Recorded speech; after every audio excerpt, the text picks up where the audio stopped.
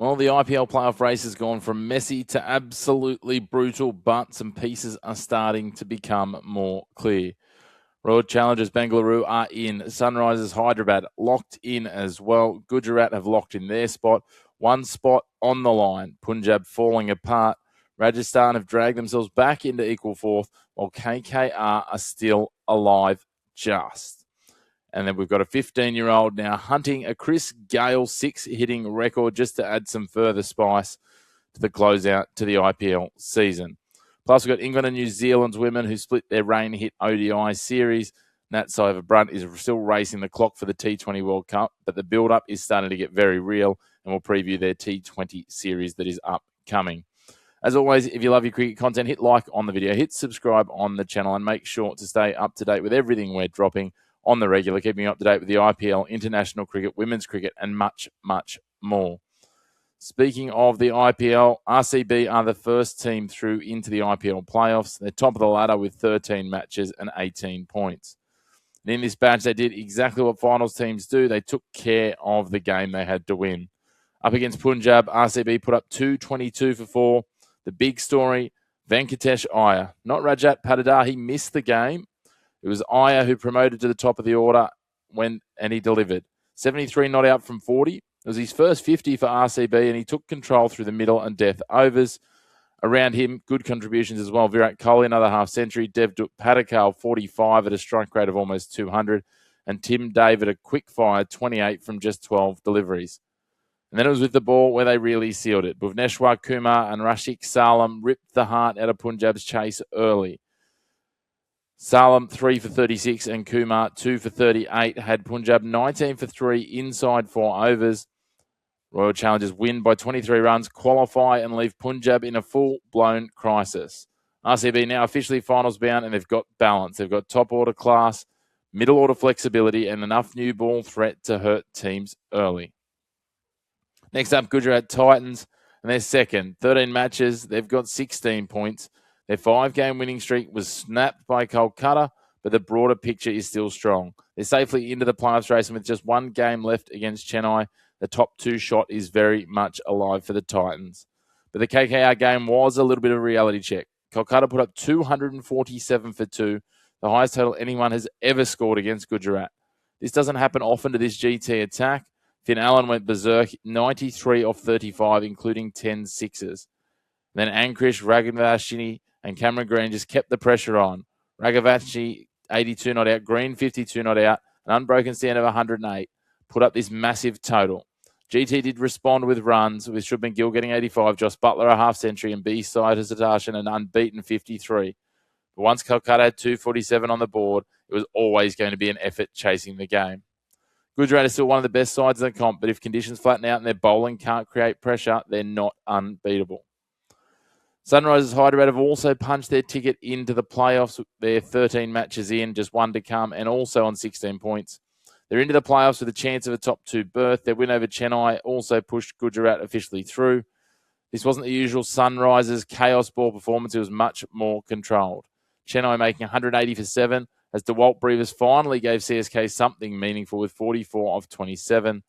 But it was their bowlers that starred. Pat Cummins was excellent, 3 for 28 to bring up 200 T20 wickets, using his slower balls and hard lengths brilliantly. Saqib Hussain with 2 for 34 was a adept backup, and CSK never quite got the innings out of reach.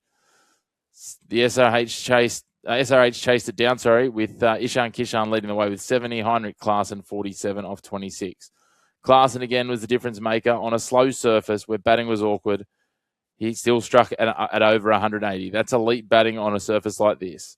Sunrise are through, and the scary part is they can now win without needing 240. They've shown they've got gears to both their batting and bowling. Next up, Punjab sitting in equal fourth. They are in free fall.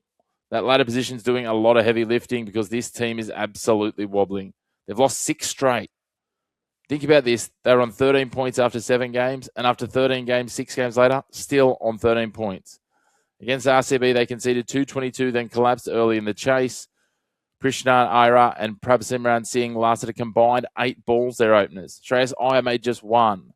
Shashank Singh covered over the cracks a little with a late 56 off 27, but by then they weren't chasing the game. the rate and probably their own confidence was absolutely smashed. Punjab, look, they're still fourth, but they're not playing like a playoff team. Their last game against Lucknow is now massive, and it could be interesting to see, does this come down to net run rate in the battle for fourth? Rajasthan, they're equal fourth as well. They've dragged themselves up there. They had a rough patch, but the win over Lucknow was huge. Lucknow made 220 for 5, built around Mitch Marsh 96 and Josh Inglis 60. That should be a winning score, but Rajasthan chased it like they were in third gear. And once again, the headline, Vaibhav Suryavanshi, the 15-year-old superstar, started slowly by his standards, sitting on 11 off 12. He then flipped the switch, finished 93 off 38. That's right, 82 runs off his final 26 balls. Strike rate of almost 245 overall. Took his sixth tally to the IPL edition, this edition of the IPL, to 53. Only Chris Gale's ever hit more sixes in a single IPL season, and the kid is 15. Absolutely astounding. Dhruv Jurel then closed the chase calmly with 53 not out as Donovan Ferreira helped them across the line. Rajasthan are alive. They're dangerous, and if Suryavanshi goes off, well, they can absolutely beat anyone, and all logic leaves the building. KKR, well, their position on the table might be a little bit deceptive. They sit in 8th. 12 matches, 5 wins, 1 no result, 11 points. They're far from safe. They're not even in the final, in the top 4, but they are somehow alive. Beating Gujarat was massive. That win keeps them breathing heading into the final week. And when you look at the formula, it is a little bit scary. Finn Allen's power, Raghuvanshi's form, Cameron Green's explosive hitting and use with the ball, and Sunil Nareen's control. Against GT, Nareen did it with the ball again, 2 for 29. Huge control in the middle overs, playing in his 200th IPL game. KKR are going to need to win both games, and they're going to need some other things to go in their favour, but they're exactly the kind of side that no contender will want to meet in the playoffs under pressure. And then for the rest, Delhi, they're 7th, 12 points. From the table movement, they've kept themselves alive theoretically, but there's not much margin. Their final game against KKR could be a possible knockout match, but I can't see them getting through. Chennai Super Kings are 6th on 12 points, but that loss to Sunrisers hurt badly. And the way it all washes out, it's very unlikely that even with a win, they'll make it through. Mumbai and Lucknow, they're out of action, 8 points each, nowhere near the finals. Season over for both these teams, an underperformance. They can still influence the playoff race, but their own finals hopes, that damage is long gone. In terms of the final 6 games, well, they've all got different permutations for the playoff race. KKR versus Mumbai kicks it off. It's next up midnight tonight. KKR need 2 wins. If they can beat Mumbai, they jump to 13, and the final game against Delhi becomes huge. Next up, GT, so Gujarat take on Chennai Super Kings. This is big for 2 reasons. For Gujarat, they're chasing a top 2 berth. For Chennai, it's survival. They're on 12 points.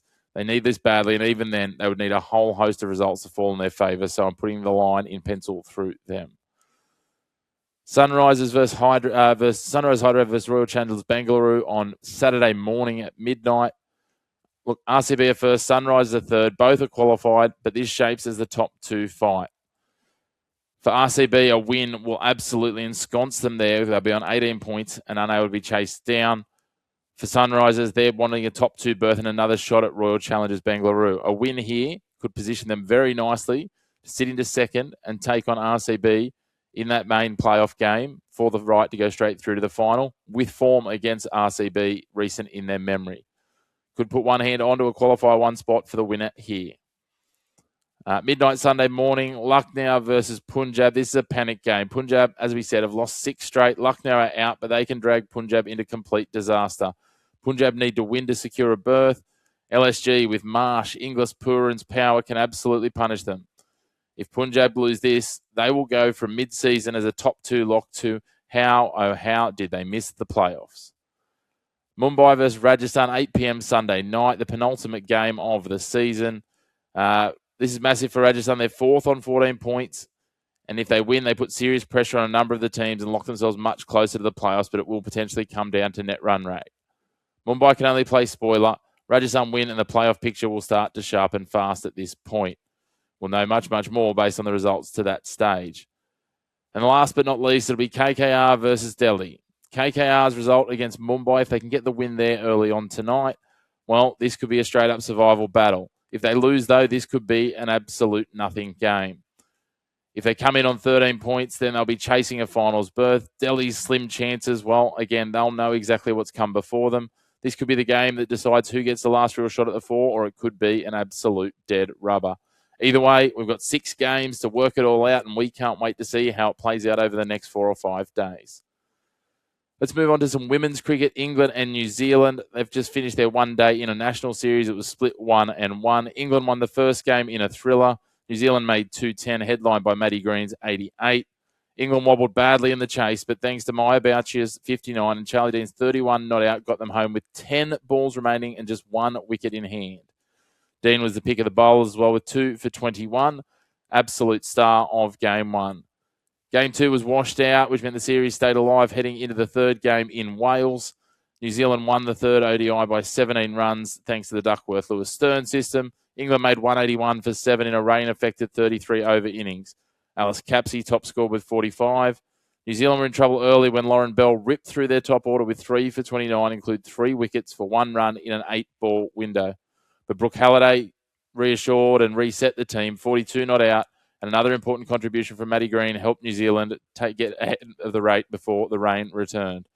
They sealed it again thanks to DLS. Maddie Green, player of the ODI series with 125 runs, and she looks like that steadying presence New Zealand needed in a changing batting group.